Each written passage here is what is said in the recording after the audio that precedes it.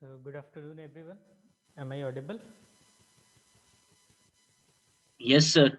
Okay. So, we were discussing about various kinds of patterns, and we discussed single piece pattern, split or two piece pattern, and then gated pattern. Then cope and drag pattern. We also discussed. The another important kind of pattern is match plate pattern. So, match plate patterns are very similar to cope and drag pattern, and here the cope and drag patterns along with the gating and risering are mounted on a single matching metal or wooden plate on either side. So you can see in this picture, so the pattern remains associated with some kind of plate, and this plate, you see, this is one kind of pattern, and a plate is attached. If you can see some of the pins, these pins are either riser pins or uh, input gating system. Okay. And this plate, which is attached on one end of this pattern, uh, can be aligned with another match plate, so such that it becomes very easy to align the patterns. So match plate patterns are an easier way to make an alignment of various patterns, especially when they are in cope and drag part. So you can also see this is also a match plate pattern. Then there is this multi-piece pattern. When the pattern is not made only in two pieces but in several pieces, then we say it is a multi-piece pattern.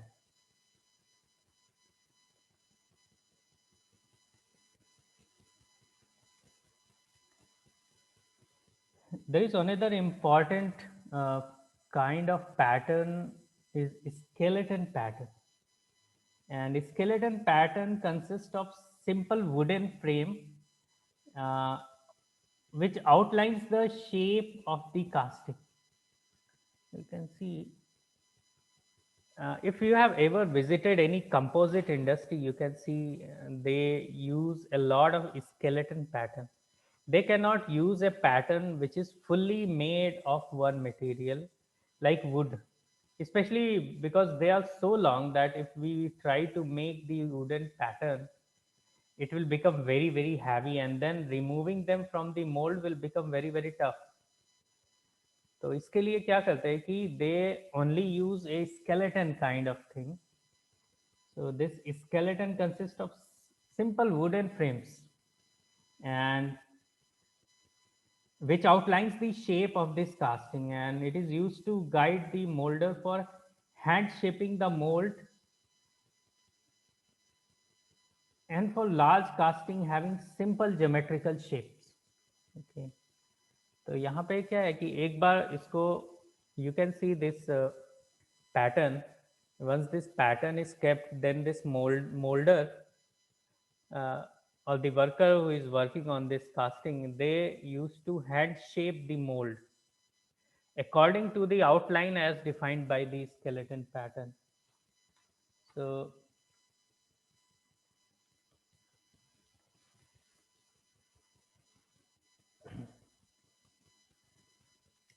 the another important kind of pattern is sweep pattern, and it is also on the same line going as the skeleton pattern. We use skeleton pattern so that uh, the weight of the pattern remains low, especially when the casting is very large.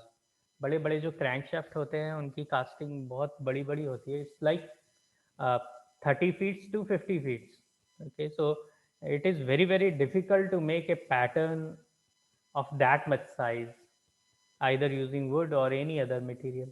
So in that case, we use patterns like skeleton pattern, and then Sweep pattern.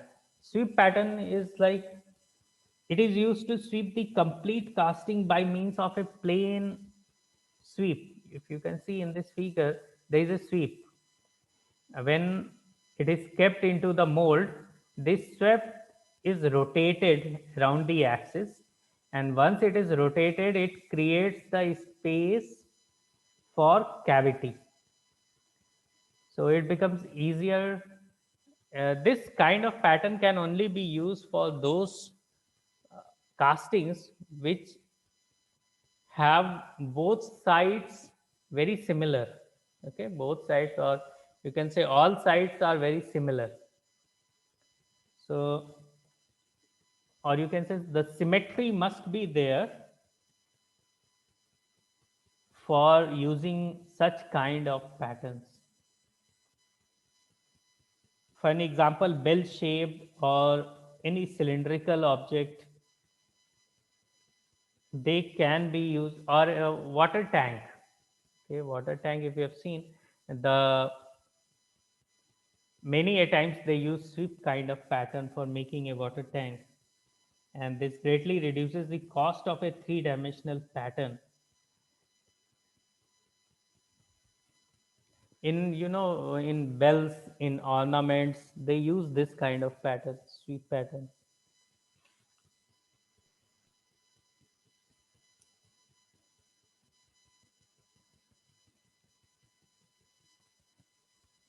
So this was all about various kinds of patterns.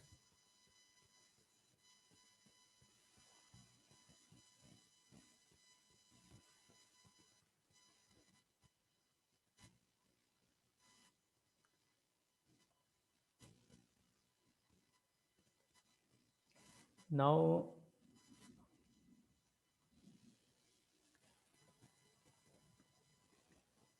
let's talk about various processes which can be used to make patterns. So one is if the pattern is made by wood. So if it is a wooden pattern, then we can make it using hand tools or simple machining tools. Okay,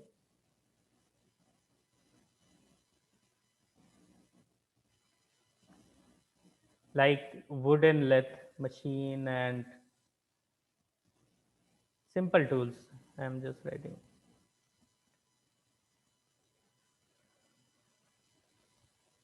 Recently developed methods for plastics are RP methods, that is rapid prototyping methods. Rapid prototyping, it means that those methods which can be fabricated easily using a CAD file. And under this rapid prototyping method, the various methods are like stereolithography,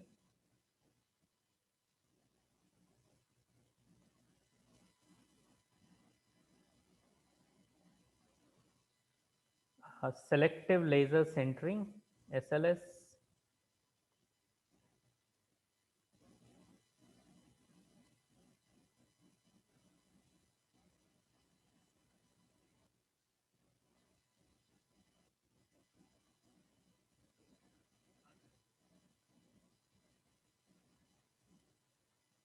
Then there is a method called laminated object manufacturing.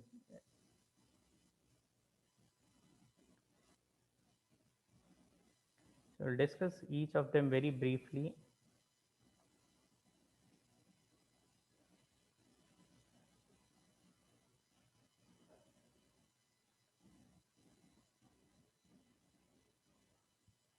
And then fuse deposition modeling. You have already seen this in 3D printing in your fabrication shop.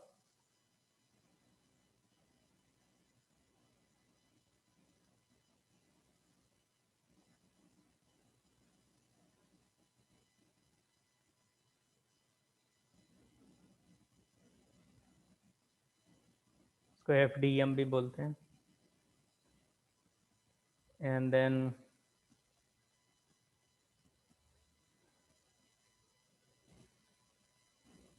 there is a new method which is emerging, has not been yet developed, but it is called, in short, it is called lens. It is laser engineering net shaping.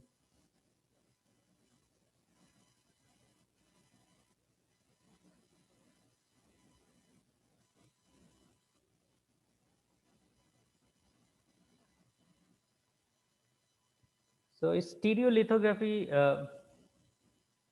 is one of the most commonly used method in rapid prototyping, and this system, it can build shapes using light to selectively solidify photocurable resins.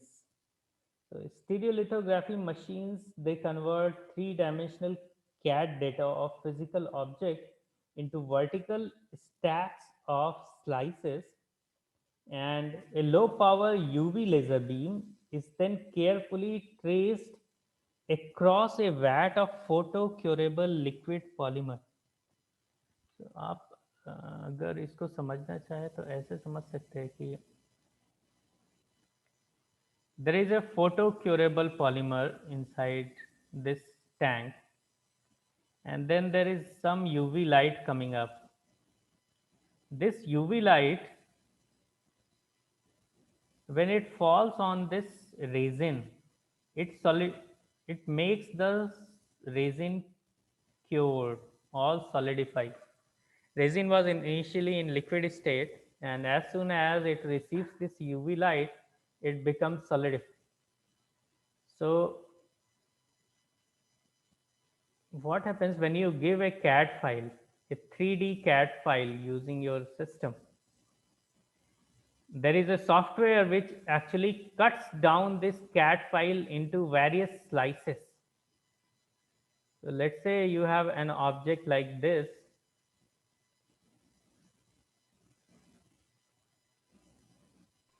That's a slicer, right? Correct. And there are various other softwares. Slicer is not the only software, but Slicer generally does is that it takes the data from each slice, and then this liquid here, this UV light, it moves over this surface. Let's say it takes the data from the lowest one, then it will cure the lowest layer, and so this UV light will move in such a direction so that it will make one layer here. Okay, and then further the liquid layer goes upside, then it makes another layer. Okay, then Okay, further sir, got liquid it. layer goes upside and then it makes another layer, like that. Either it goes upside or this part goes downward. Okay, and in this way it can build the whole pattern, and this kind of method is called stereolithography. SLA, sometimes people say SLA. SLS is very similar to SLA. The only difference between SLS and SLA is that SLS utilizes powder. So there are powders. Many a times these are metal powders. And let's say this is very similar to this. And there are powders. And then there is this light. Many a times it is UV light, but this light, the intensity of this light is very high when compared to this light. Okay, for resins, this is a photocurable resin. Okay,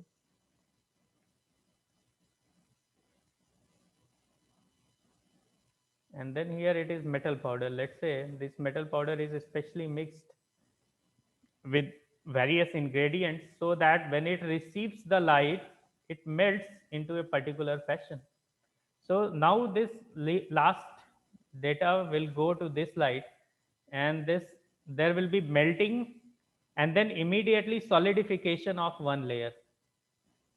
Then again this goes up and then there is another layer will form by melting and solidification of this metal powders. So centering selective laser, this is called selective laser centering. This was first developed at University of Texas at Austin, and A modulated laser beam, it follows the shape of this slice of this CAD generated object. uh, it traces the object across a bin of special heat fusible powders. Okay, I should write it as heat fusible powders.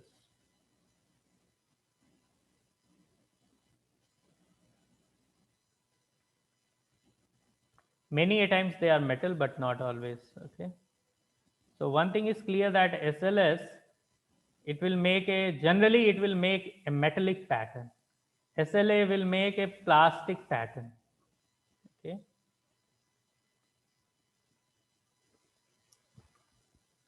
here the laser is CO2 in most of the cases. Here the laser is UV.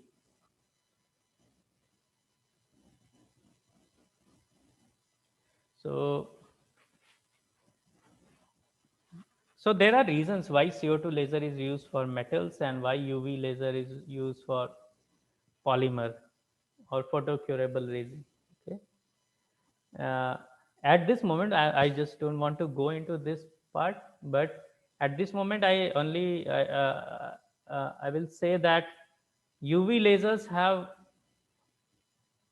larger photon energy than CO2 laser, you can say, and they cannot be made at very high power. तो generally UV laser जो market में available है वो होता है 5 watt, 20 watt, not more than that. CO2 laser जो market में available है वो है 10 kilowatt, 20 kilowatt, 1, that is the maximum power. Okay, uh, 1 kilowatt. It is also available in 100 watts, but that is the range of CO2 laser available in the market. And this powder, melting this powder, it takes a lot of energy. So it is very, very difficult to make a high power UV laser, but it is not difficult to make a high power CO2 laser, and that is why CO2 laser is used for metals. Okay. So why is it so? It is because of the radiation safety norms or because of the Uh, power it takes? if you remember UV Complexity. lasers, UV ultraviolet range, and CO2 laser has a wavelength of 10.6 micron. Okay. Yes, sir. UV laser has a range which is normally less than 300 nanometers. अगर मैं wavelength की बात करूँ तो ultraviolet is normally less than 300 nanometres, correct. उसके बाद से आपका विब क्यों शुरू हो जाता है, visible violet, indigo, something. Okay, now see this wavelength is much shorter than this wavelength. इसका मतलब है कि ये जो यूवी लेज़र है इसकी फ्रीक्वेंसी वो CO2 लेज़र से बहुत ही ज़्यादा है ना, बिकॉज वेवलेंथ कम है ना. You know both are reversibly related. If frequency is more, then wavelength is less, and vice versa. So if photon energy is more, UV, for the photons of UV lasers have more energy than the photons of CO2 laser. अभी आप सोचिए कि कोई laser है जहाँ से beam generate हो. I am just giving you rough idea. Okay, अगर ये फोटोन एनर्जी बहुत ही ज़्यादा है तो वो क्या करेगी, वहाँ पे उस लेज़र के अंदर कुछ तो मटेरियल होते हैं, खासकर लेंस होता है ना, जहाँ से वो रिफ्लेक्ट होते हैं. अगर वो एनर्जी बहुत ज़्यादा है तो वो लेंस को डैमेज कर देगी. तो ऐसा पाया गया है कि ये एनर्जी अगर एक रेंज से ज़्यादा हो जाती है तो ये पूरे लेज़र सिस्टम को ही डैमेज कर देती है. That is why people generally avoid making a UV laser of very high power. But at the same time, CO2 lasers photon have less energy and they do not get absorbed, but they get reflected. यहाँ पे एक चीज़ और है कि UV laser जो है वो ज़्यादातर मटेरियल्स के साथ एब्जॉर्ब हो जाता है, मतलब उससे रिएक्ट करता है. और CO2 लेज़र का जो बीम है वो रिफ्लेक्ट हो जाता है ना. तो reflectivity is also an issue apart from photon energy. Am I clear? Is it clear or Yes, sir. require? Yes, sir. Okay, so this is just a rough idea. We will can discuss this part when we are on to laser manufacturing process. Then there is this fuse deposition modeling. Sorry, we missed this laminated object manufacturing. Laminated object is like आपने plywood देखा होगा है ना, तो plywood is a lamina, तो उसको let's say this it is very similar to this, आपने इसको वेरियस स्लाइसेस में काट दिया है. Now the same thing is happening here, we have taken various lamina and then we are making this pattern. This kind of manufacturing is called laminated object manufacturing. If you have seen the modern mattresses have ना एक foam यहाँ पे होगा जो थोड़ा सा tough होगा, and then there is another foam, then there is a memory foam, something like that. This is a laminated object manufacturing. So various objects can be made by dividing them into various lamina structures, lamina based structure, or various slices. तो ये sheets, papers, foils, plywood, they all can be used with laminated object manufacturing part. Although making a three-dimensional pattern, which is quite irregular and complex in shape, is very, very difficult by this process. Making such kind of object is very difficult. But if your object is very symmetrical, okay, then this becomes easy. बहुत सारे lamina में इसको convert काट के इसको एक दूसरे के ऊपर रख दिया, then it's become easy. So such kind of patterns can be made using laminated object manufacturing. The other one is fuse deposition modeling. Fuse deposition modeling is the 3D printing you did in your first year. इसमें क्या है कि there are plastic wires, either ABS or PLA, and they come via some kind of nozzle where partial melting happens in this nozzle, and then this nozzle moves over a surface in order to define various kinds of objects. So this is normal 3D printing. Last one is LENS, which is laser engineered net shaping. And nowadays, 3D lasers are available. Okay. What happens in 3D lasers is that lasers can cut around a material. Let's say you have this 3D shape of material, and then this laser beam, it can move over the surface such that you can create a 3D structure inside this. So laser will move here, it will cut this part, then this part will be rotated, and then this part will be removed. Similarly, this part will be removed, this part will be removed, and then some part of them which are very, very complex, they may not be cut using the laser, so some hand help is required. Okay. But most of the time such kind of objects can be made using LENS. The process is still in development, but uh, available in some countries. Okay, it's very, very costly also, so rarely used in India.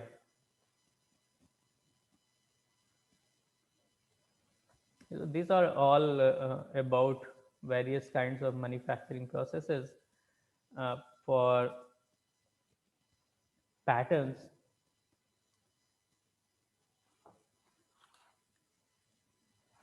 Now let's talk about molds.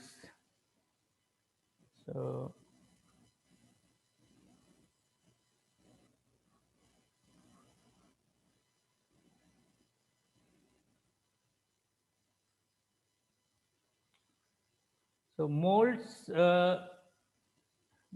are the molds, जो pattern रखने के बाद, let's say this is your wooden pattern, और ये जो sand है इसको ही mold बोलते हैं.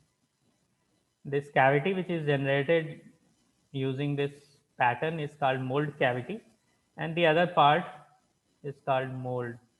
Okay. Sometimes it is made of sand, then it is called sand mold. Otherwise, sometimes it is also made of metals. So molds can be classified on the basis of either the material, like it can be green sand mold,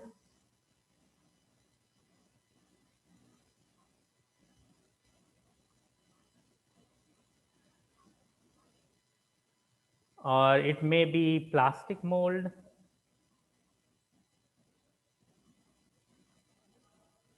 तो mould की दोनों तरह की spellings हम लोग use कर सकते हैं, है ना, MOLD and MOULD, same US UK problem. So and then we can use metal molds.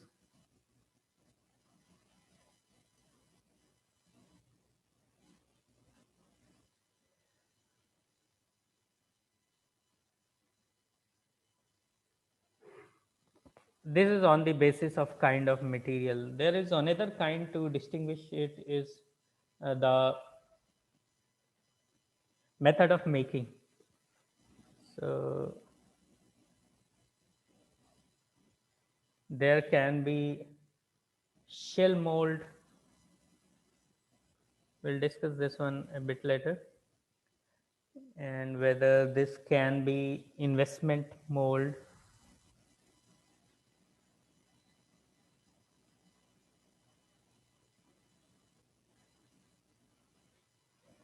These are the process.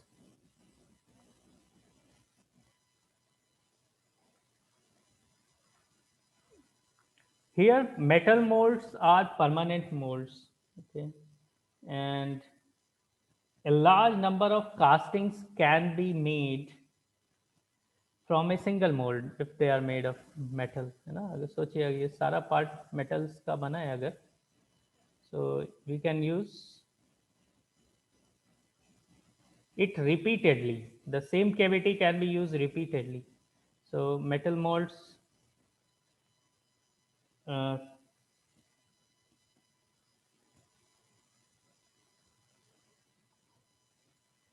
can be used repeatedly for a large number of castings, and it's very very costly. Okay.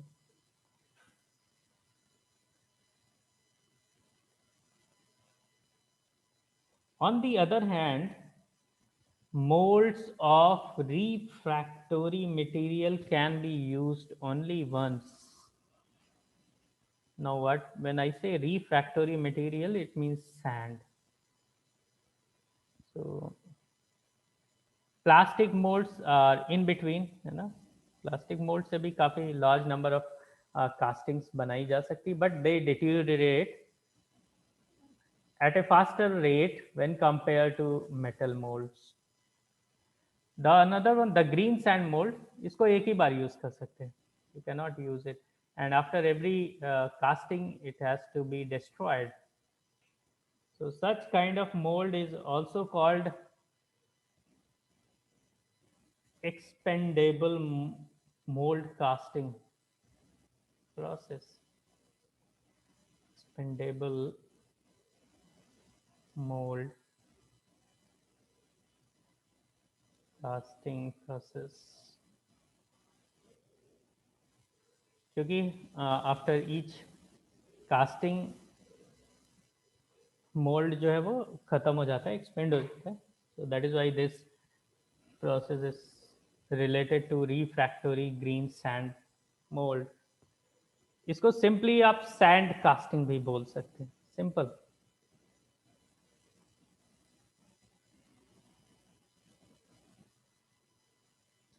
So sand casting by far is the most popular casting process, and it uses ordinary sand as the primary mold material. Any sand which is available nearby, especially the beach sand is beach sands, they use, they are normally used in mold casting process, sand mold casting process. So In this process, the sand grains are mixed with some of the additives, generally a very small amount of clay. Sand casting में क्या क्या होता है? एक तो sand होता है, दूसरा होता है clay.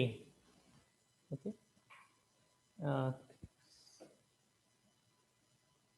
so then the third object is water.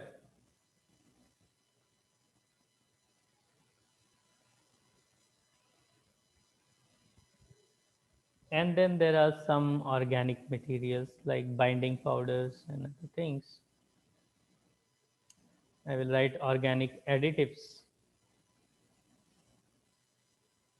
So sand grains are mixed with very small amount of such materials like clay and water to improve moldability and cohesive strength, and are then packed around the pattern that has the shape of desired casting. Because the grains will pack into thin sections and can be used economically in large quantities, products spanning a wide range of sizes and details can be made by this method. Also, an opening called a sprue hole is cut from the top of the mold through the sand and then connected to the system of channels called runner. The molten metal is poured into this sprue hole, which flows through these runners and then enters into the mold cavity through a opening which is called gate. We will discuss all these things, runners and gates and sprue base a bit later. Uh, Gravity based flow is the most common mean of introducing the metal into the mold. And after the solidification, the mold is broken and then the finished casting is removed. Because the mold is destroyed, a new mold must be made for each casting. So let's discuss about sand casting process. And sand casting process is also called green sand mold.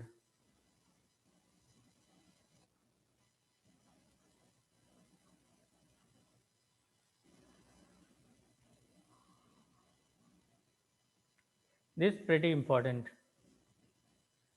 Normally, 90% of the casting process in the world is done using this green sand mold. So, the material for green sand mold is a mixture of sand, clay, water, and organic additives. Organic additives में क्या हो सकता है? Like there may be wood flour or there may be sea coal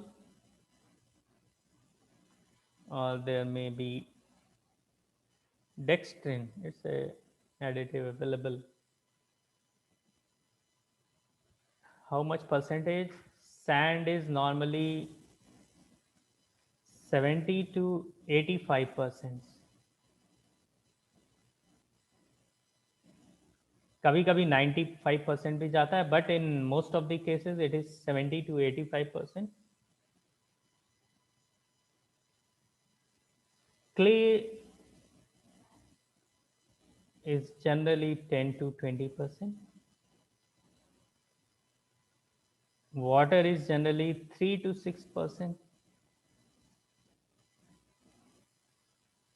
And additives are 1 to 6%. This ratio may vary very slightly depending upon whether the casting is ferrous or non-ferrous or some other material. The sand used to make molds must be carefully prepared if it is to provide satisfactory and uniform results. Ordinary silica, zircon sand, and bentonite clay are compounded with additives to meet four major requirements. ये चारों material मिलाने का मतलब है हमको चार major requirement को पूरा करना है for a mould material and these four major requirement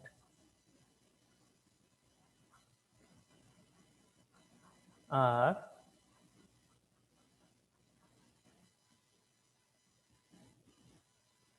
first one is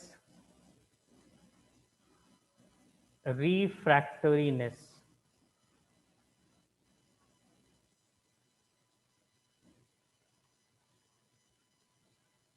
The second one is cohesiveness.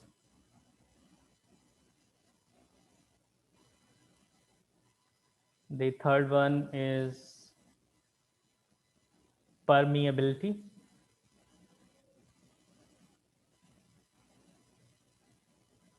And the fourth one is collapsibility.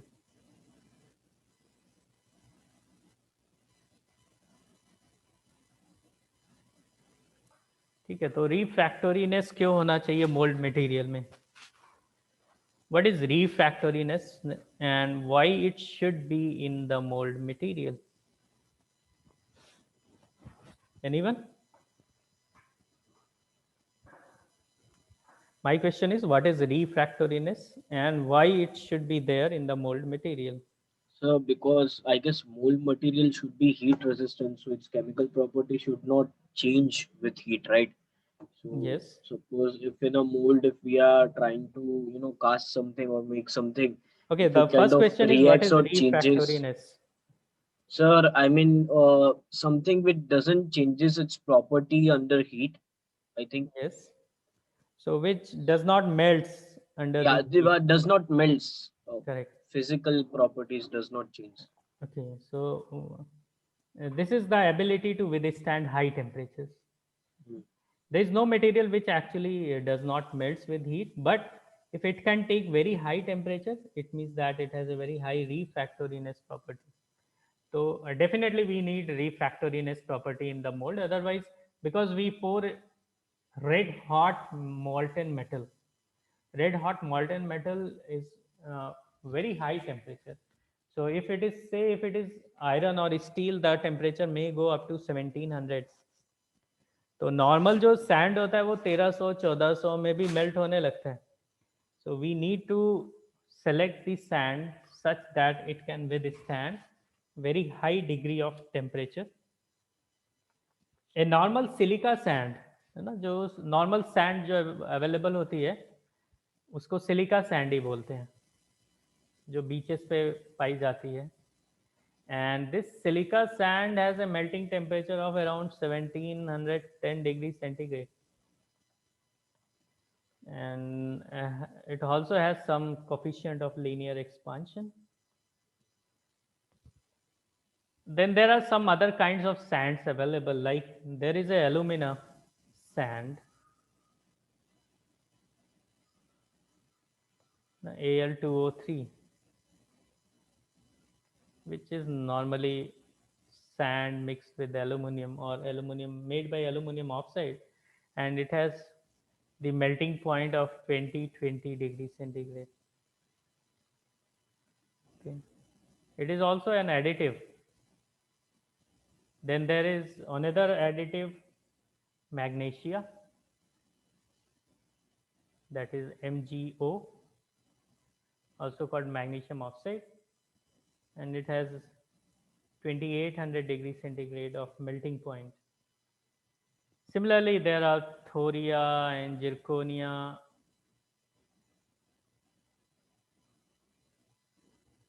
which have melting points of about 3050 and 2700 degrees centigrades.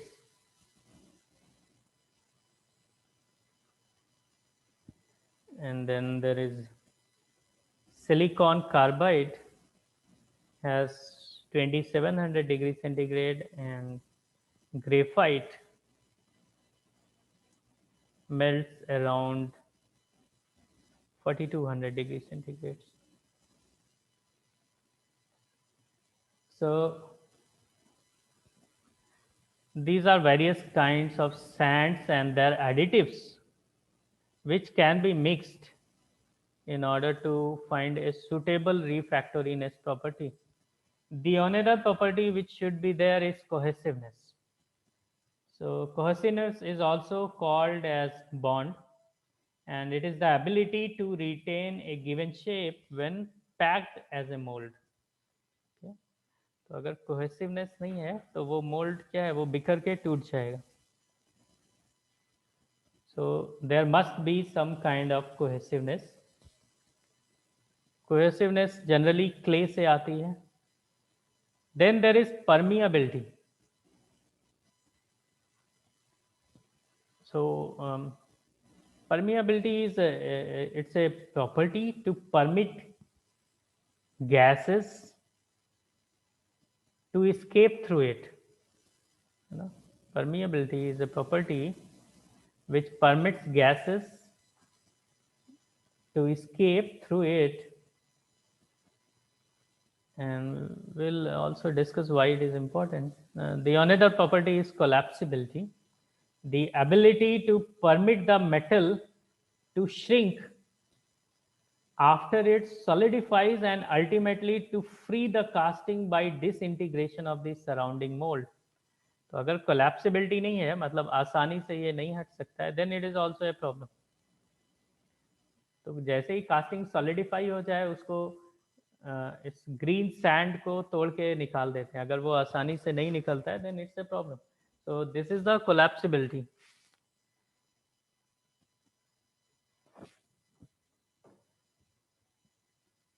Uh, Now let's talk about sand.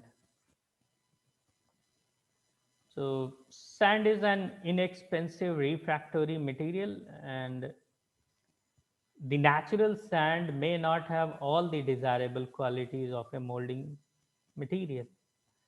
For an example, it normally has higher clay content than desired. The sand used as a molding material should have a specified clay, water, and additive content. In addition, it must have a specific grain size distribution. So, refractoriness is provided by the basic nature of the sand. Cohesiveness or bond or strength is obtained by coating the sand grains by clays such as bentonite clays and kaolinite or illite. There are various types of clays. Normal Hindi में मिट्टी जिसको बोलते हैं, उसको sand में मिला देते हैं, सिलिका सैंड में मिला देते हैं generally, and then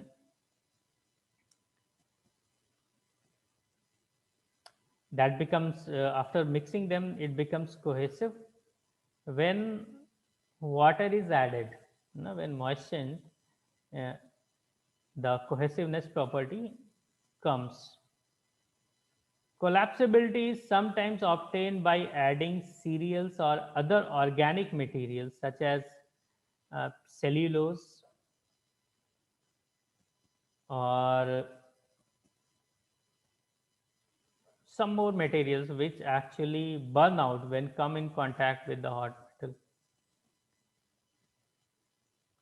Now we were also talking about this important term which is permeability. So permeability is a function of sand size particle, the amount and type of clay or any bonding agent, and the moisture content. इसको compacting pressure भी बोल सकते हैं. But the most important part in this permeability is shape and size of the sand grains. Shape and size of sand grains.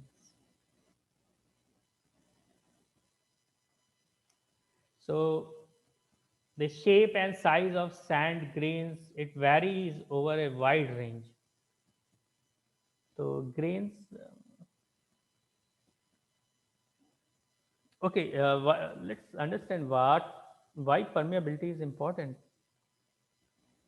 Let's say this is one mold cavity. Okay.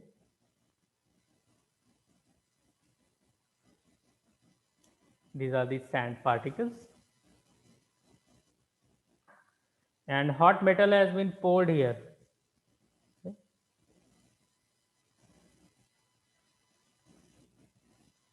तो जैसे ही hot metal इसमें पोर होगी, यहाँ पे क्या air था पहले, उस एयर को यहाँ से निकल जाना चाहिए, अदरवाइज क्या होगा, वो इसमें ट्रैप हो जाएगा. दूसरा, हॉट मेटल जैसे ही गिरता है वो इस सैंड, क्ले और ऑर्गेनिक एडिटिव्स के संपर्क में आता है. It comes into this contact and it produces the gas, various kinds of gas inside this cavity, and this gas must be escaped. Otherwise, if this gas remains trapped, it will create various kinds of defects. अगर सोचिए यहाँ पे gas भर गई है तो यहाँ पे वो मेटल को आने ही नहीं देगा. No? Not only that, it also creates voids, cracks, and various kinds of defects if the gases are not escaped. That is why a good permeability is required for this sand. Now permeability मतलब gases आसानी से निकल जाएं, और इसके लिए क्या important है, सबसे ज़्यादा इंपॉर्टेंट है shape and size of sand grains. In normally available sand, the shape and size both vary considerably. So like the grains, वो ऐसा स्मूथ भी हो सकता है, राउंड ऐसा भी हो सकता है. Okay, having sharp corners.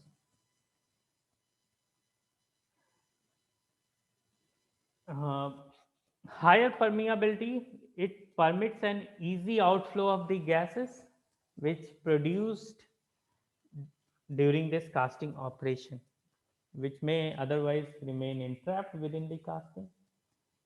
The situation gets reversed if the grains are of various sizes and have sharp corners. Let's say, अच्छा आपके पास, let's say you have these two kinds of sand grains, है ना, एक regular round structure है, दूसरा sharp corners है. In which case the permeability will be high? Anyone? अगर sand grain वो नॉर्मल राउंड है और दूसरा शार्प कॉर्नर्स है, Round one. permeability in sense, Sir, round one will have more permeability. Permeability means कि आसानी से गैसेस इस मोल्ड कैविटी से via round mould, one, sir. Through mould बाहर आ Round जाए, one. है ना, जो Round, गैसेस प्रोड्यूस हो रही है. round. Round one, sir. Round one है ना. राउंड वन से क्या होगा कि आसानी से गैसेस, क्योंकि बहुत सारे वाइड्स मिलते हैं, होल्स मिलते हैं, और अगर ये शार्प कॉर्नर से उसमें ट्रैप हो जाएगा. ट्रैप हो जाएगा. Okay, so this is not desirable. So that is why normal round shapes are preferred for better permeability or higher permeability.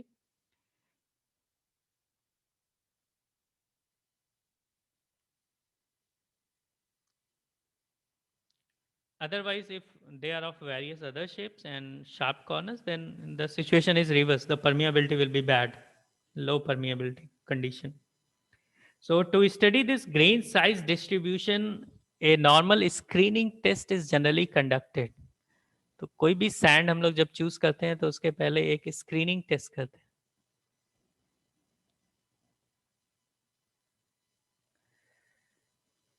This is done by taking a fixed sample of sand and then screening it through standard sieves.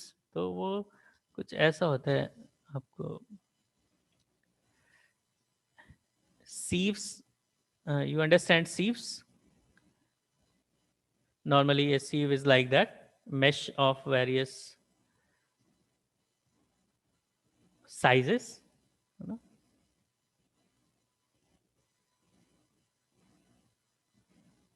This is one kind of sieve. और ये जो mesh का size है ये छोटा बड़ा हो सकता है. So they use some 11 different kinds of sieves. ना बड़ा पहले यहाँ पे बड़ा होगा, फिर उससे छोटा होगा, फिर उससे छोटा होगा. And then we keep some amount of sand here, and then it is vibrated for 15 to 20 minutes. The whole system is vibrated, and the amount of sand which remains on each sieve gives an idea of an average size of sand grain. है ना? It will give, isn't it? So this screening is accomplished by shaking the sieves, and then this is plotted. तो wait versus size, जैसे ये आप मान लीजिए ये अगर इसका साइज था 250 और इसका साइज है 200, इसका साइज है 150, है ना, then we can plot it. यहाँ पे सीव की साइज और यहाँ पे wait. Let's say 250 mesh size में हमको इतना वेट मिल रहा है, देन 200 में इतना वेट मिल रहा है, and then we can plot in order to get the amount of the size of the size distribution. Okay.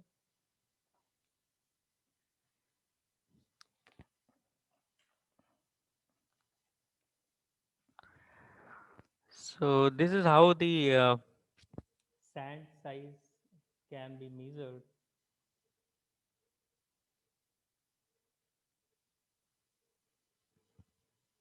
So we have discussed the cohesiveness, and this cohesiveness means binding of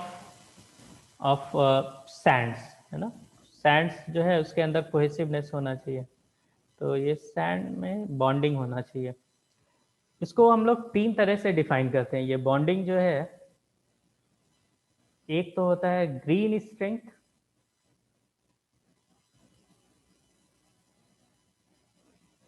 the another one is dry strength,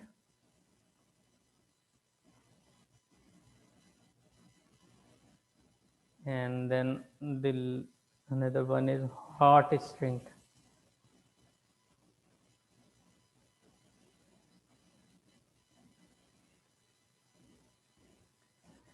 So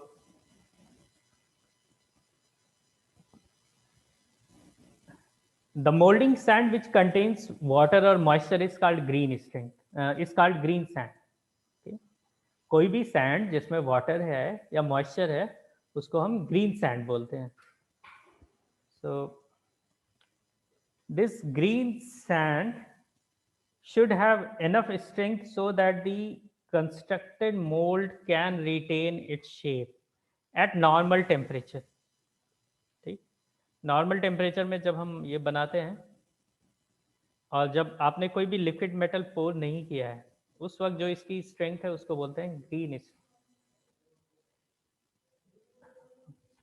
When the moisture in the molding sand is completely expelled, then it is called dry sand. So when molten metal is poured into the mold, the sand around this mold cavity is quickly converted into this dry sand. You know? As soon as we pour some kind of molten metal into this cavity, इसके आसपास का surrounding का जो भी sand है वो तुरंत ही moisture free हो जाएगा, immediately. Okay, or you can say this, if let's say let me try to draw another figure.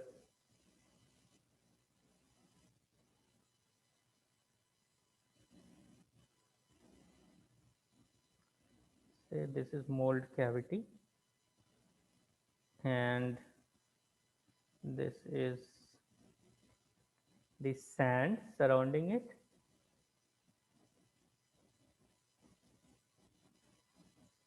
And as soon as the liquid molten metal is poured into this cavity, the surrounding sand will immediately become moisture free because of the height, because of the temperature ना.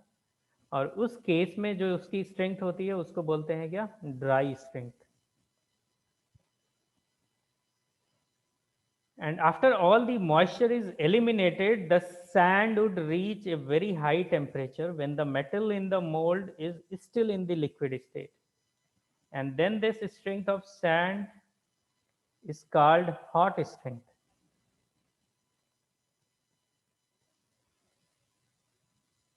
So hot strength, you can say, is related to hot sand.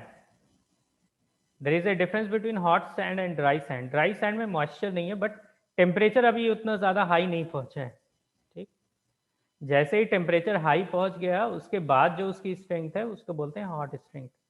और ये तीनों ही condition में जो आपकी sand है उसको sufficient strength होना चाहिए so that it can take the load of molten metal, and that is called cohesiveness. They are all part of cohesiveness.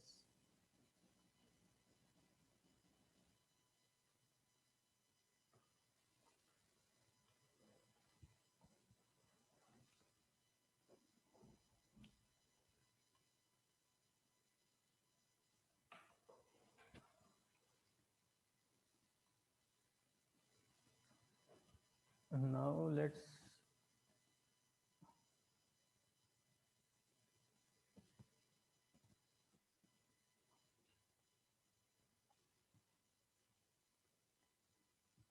clay and water, both they act as a bonding agent.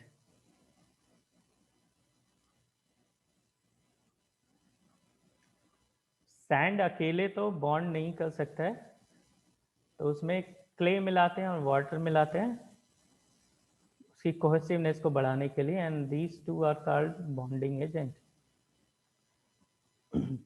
They improve tensile and shear strength.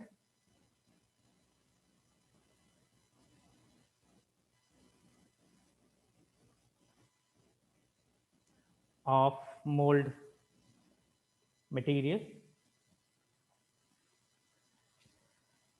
The organic additives, they burn out at high temperature and make room for molding sand to expand and thus save the material from crumbling. Additives का क्या role है? Additives में आपने पढ़ा cellulose मिला देते, generally it's cellulose. तो cellulose क्या है कि हाई टेम्परेचर पे ये बर्न आउट हो जाता है, गैसेस बन जाती है जो, हाँ सेल्यूलोज, जो कि मोल्ड कैविटी से बाहर निकल जाती है, मोल्ड से बाहर निकल जाती है.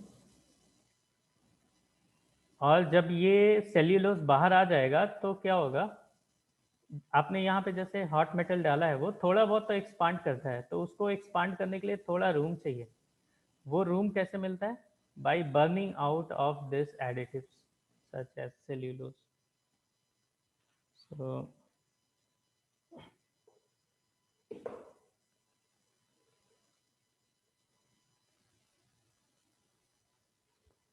it is also important for each grain of the sand to be coated uniformly with these additive agents, and this is achieved by putting the ingredients through a machine which is called Mueller. Mueller is nothing, it's a simple mixing machine, है ना, आटा सानने की जो machine होती है ऐसा ही कुछ होता है. And in this mixing machine we mix the sand and then clay and then additives and water, and then this rotates.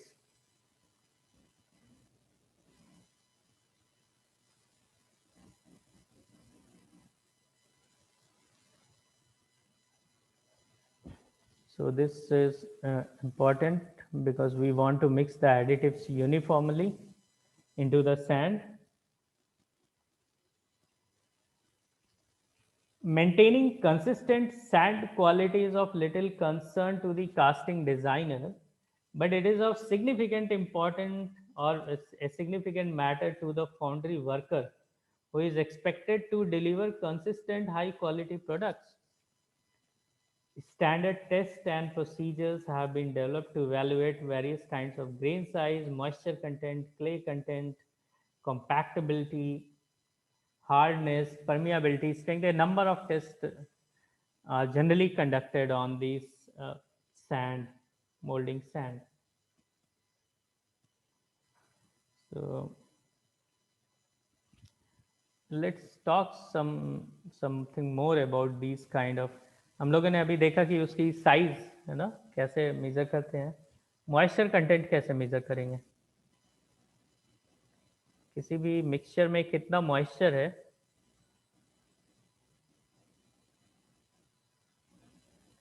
No here is a question for you.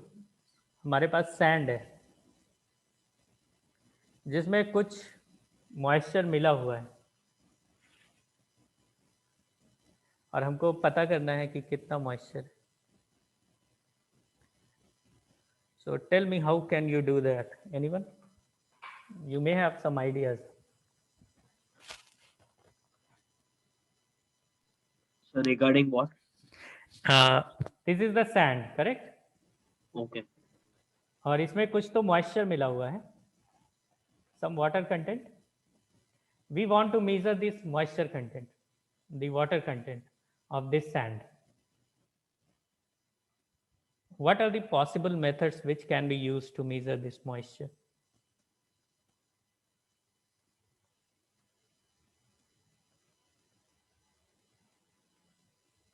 You know, moisture is very important element of this molding sand and it affects many properties.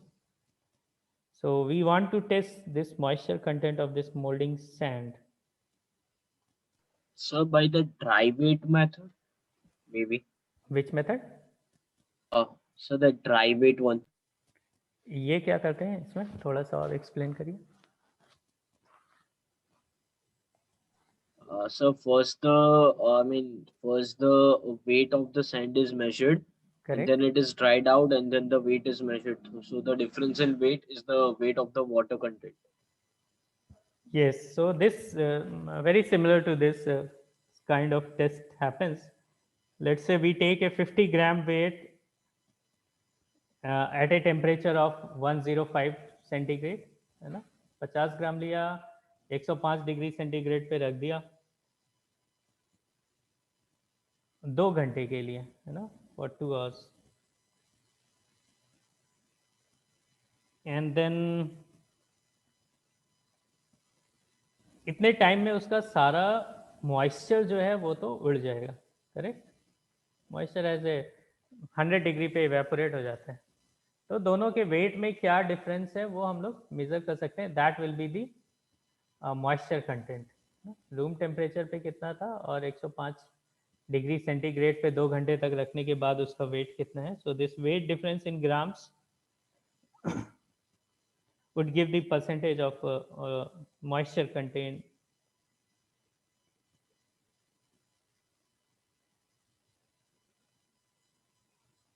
And there are many other moisture content machines are available, no? जो casting में use होती है, and they use different methods, but more or less they are same. One is also based on measuring the electrical conductivity. Okay. तो एक surface और यहाँ पे दोनों जगह पे electrical conductivity is measured and then it is converted into some kind of moisture content.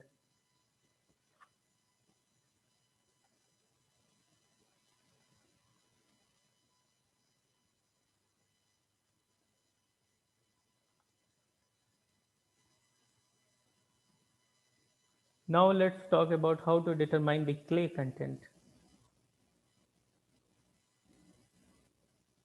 So clay content of molding sand is determined by dissolving or washing it off the sand.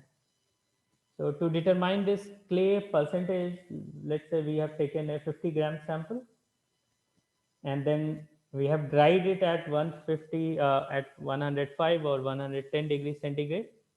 So now it is moisture free. Then we take it in 1 liter glass flask, and then we add 475 ml of distilled water,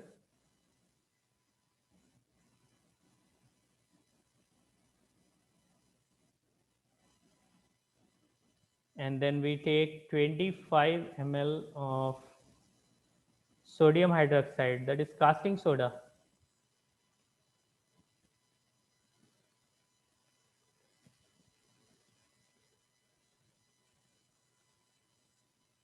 and then we mix it, है ना.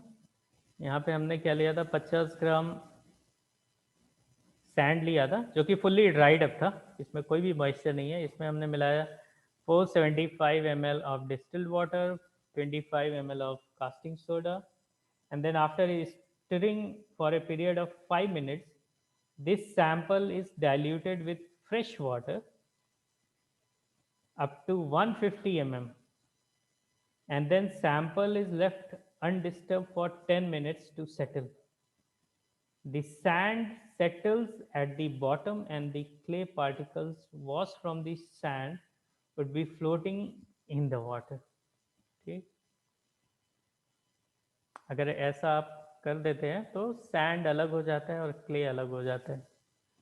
This is one method. This is the chemical method to determine the clay content.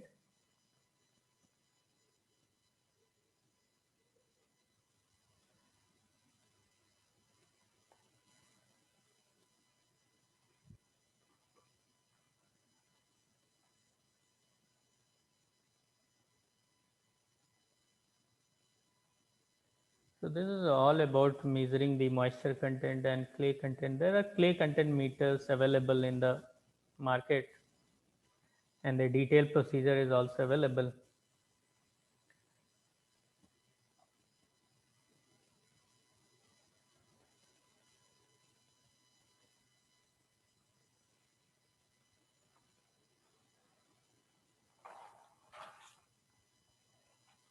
Now, how to test the permeability?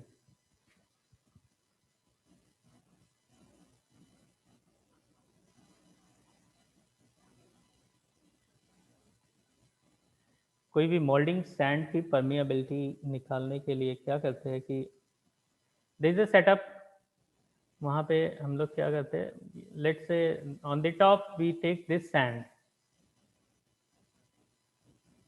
जिसकी हमें permeability निकालनी है, and then there is this orifice.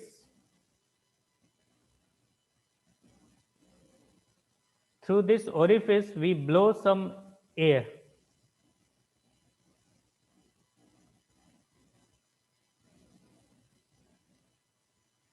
and then we measure the pressure in this zone.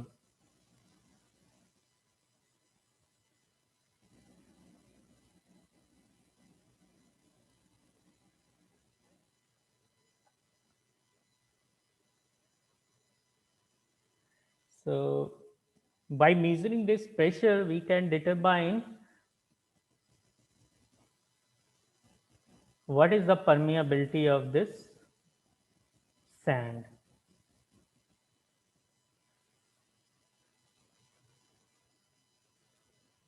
So there is a society, AFS, American Foundry Society, which has actually defined what should be the permeability of sand. तो हम लोग उससे match करते हैं कि इस for different material we have different kinds of AFS number. So AFS permeability number is available in various casting data book for various kind of material. And this pressure content is calibrated to give permeability number, AFS permeability number.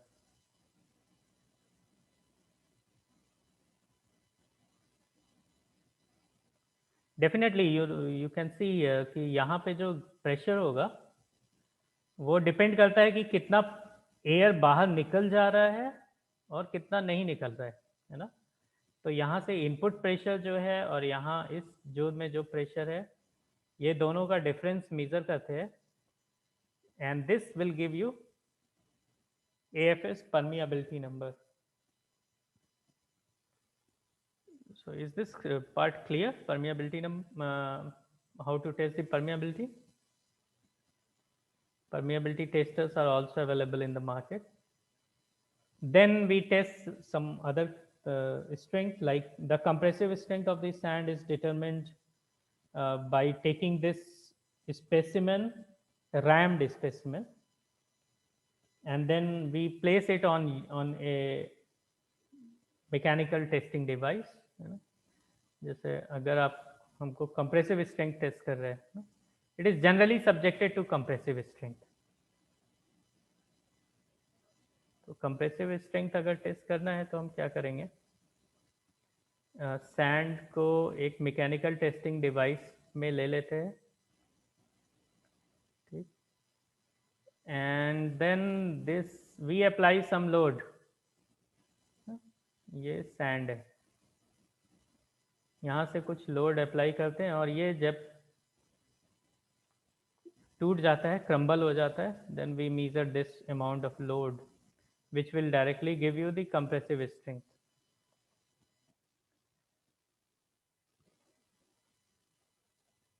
When there is too little moisture in the sand, the grains are poorly bonded and strength remains poor. When there is excess moisture, the extra water acts as lubricant and again strength is poor. So this is the role of water. ज़्यादा water है तो भी strength कम है, और कम water है तो भी strength कम है. So there is an optimum range of moisture which will give you maximum strength. So water के परसेंटेज पे बहुत सारी प्रॉपर्टीज डिपेंड करती हैं, and this if I try to draw a curve, it may go something like this.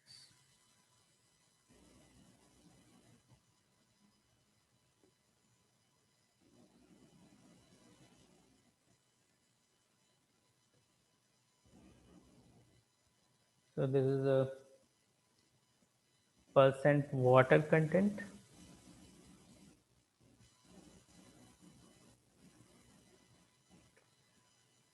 And then there are these properties: flowability, permeability,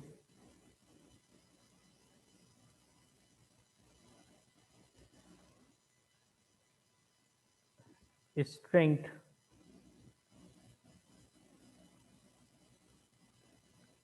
and this is deformation.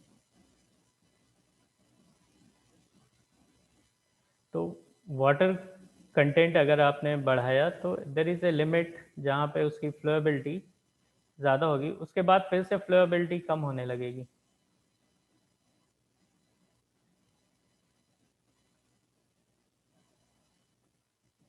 Similarly, it will happen with permeability. Permeability will again reach a maximum limit and then it will start decreasing. The strength, it initially increases, but after some time it starts decreasing. And the deformation, it always increases with increase in water content. So water content determines various properties of molding sand. So that's all for today. We'll discuss something more about the sand and the properties in the next class. So can you please send us the recording? Yeah, I will send the recording, but